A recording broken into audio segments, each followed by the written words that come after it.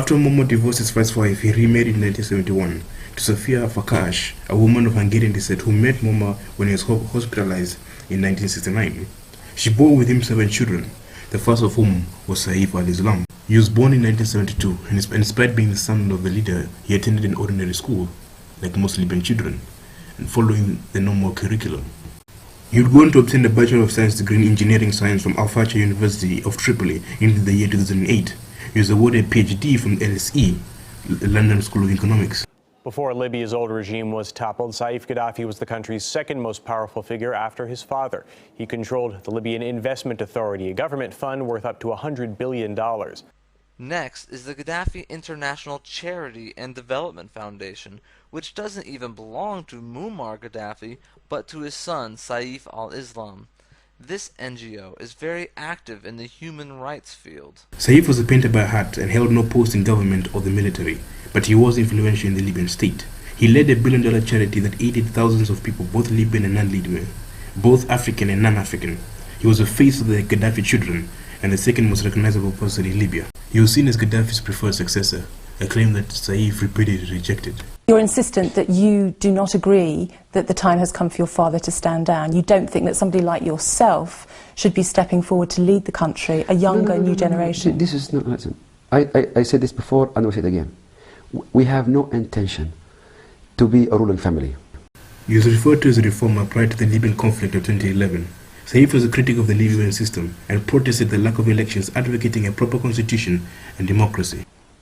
I said this many times before, for the last 10 years.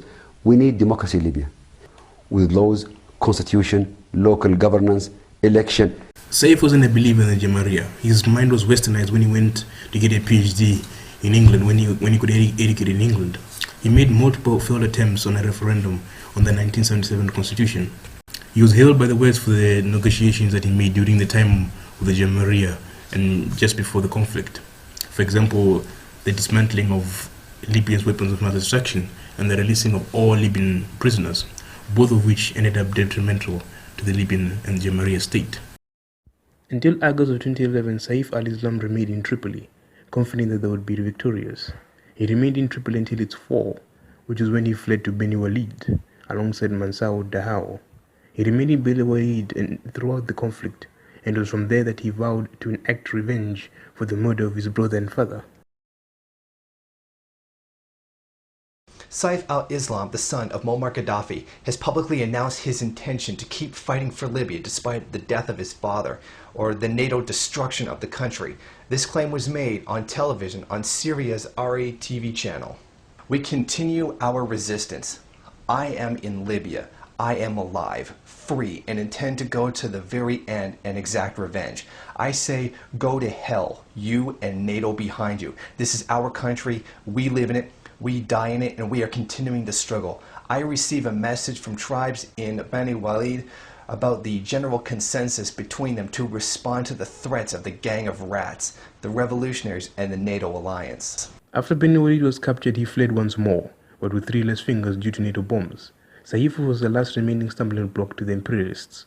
He could not be allowed to flee Libya or lead a rebellion against the newly established Al-Qaeda headquarters. But Saif was a broken man. He heard and probably saw images of the butcher of his family, as well as those loyal to the Green Revolution.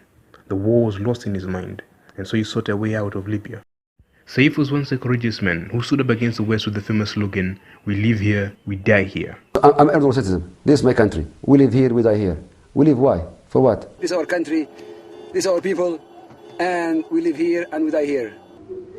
This is our country. We fight here in Libya. We die here in Libya. We have Plan A, Plan B, Plan C.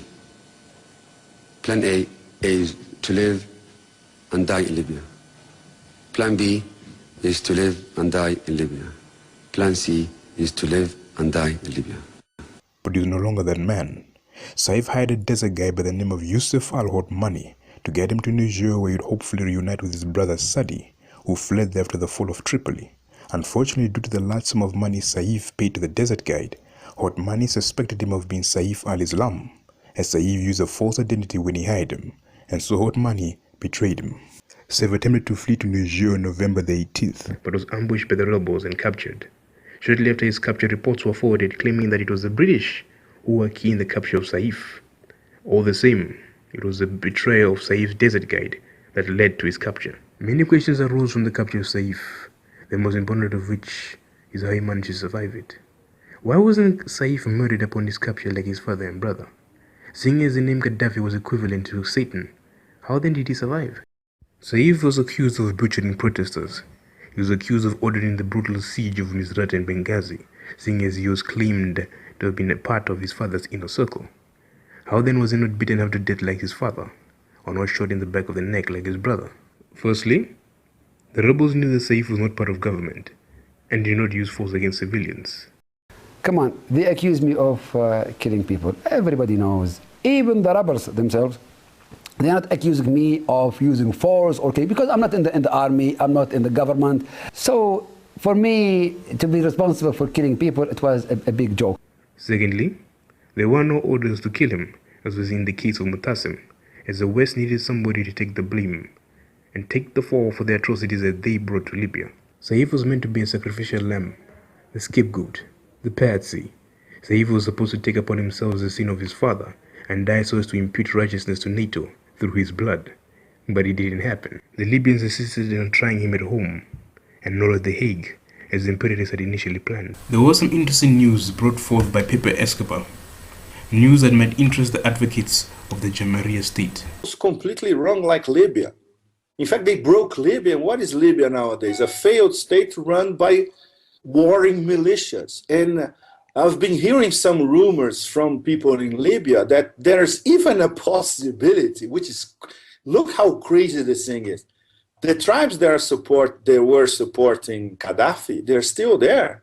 And they're trying to broker a deal to have Saif Al-Islam back as one of the pillars of the new Libya. Can you believe this shit? Hashmi al-Atri is famous for capturing Saif Al-Islam, the son and chosen heir of Colonel Gaddafi. This footage shows a meeting between the two men in 2011. Hashmi held on to his prisoner for 5 years. Then, astonishingly, he set him free. Muammar Gaddafi's son, Saif Al-Islam, has been released from custody. That's according to his lawyer Karim Khan, who is representing him before the International Criminal Court. Karim Khan claims that Saif was freed in April after Libyan authorities quashed a death sentence against him. He is now at an undisclosed location in Libya.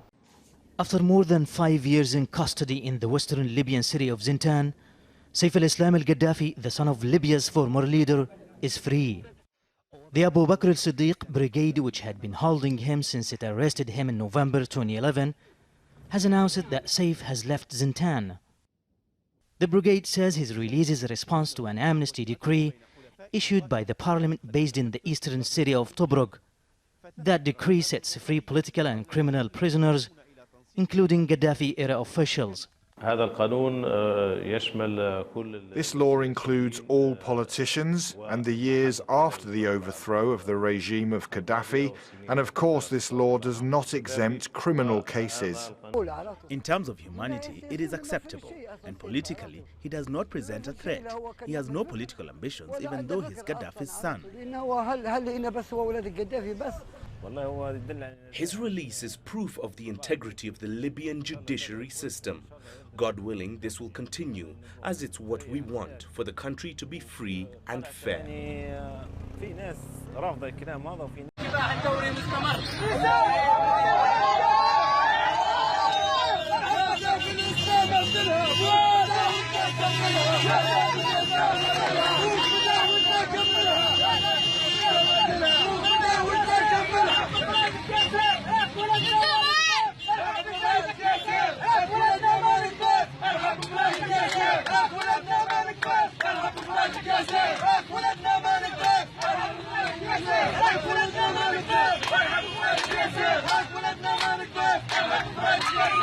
One man who could now arguably reunite Libya and defeat ISIS-Daesh on the Mediterranean coast. ISIS that was recreated there by President Obama and Britain's Tory government. You want me to tell you where he can be found? Well, that's another question. According to Libyan law, Saif is free, and he is somewhere on Libyan territory. Hashmi Al-Atri has even gone as far as allying himself to the Gaddafi heir.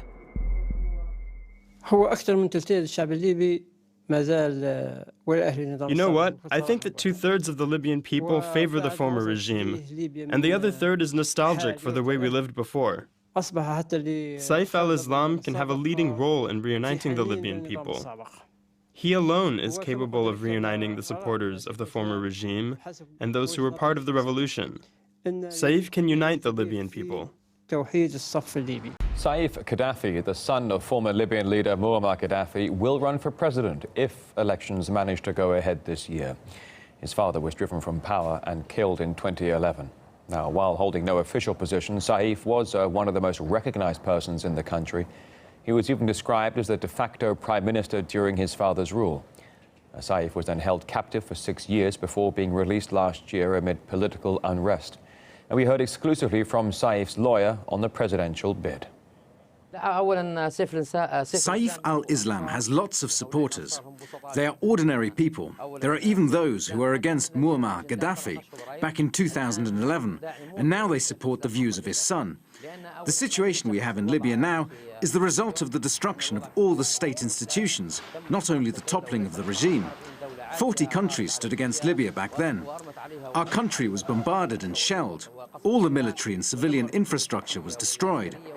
Many civilians were killed, and now Saif Al-Islam has put forward a comprehensive overview of the situation in Libya.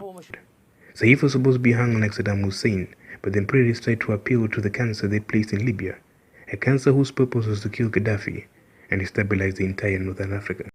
And so ends the theory of how Saif survived a war that toppled his father, but set the foundation of his ascension to power.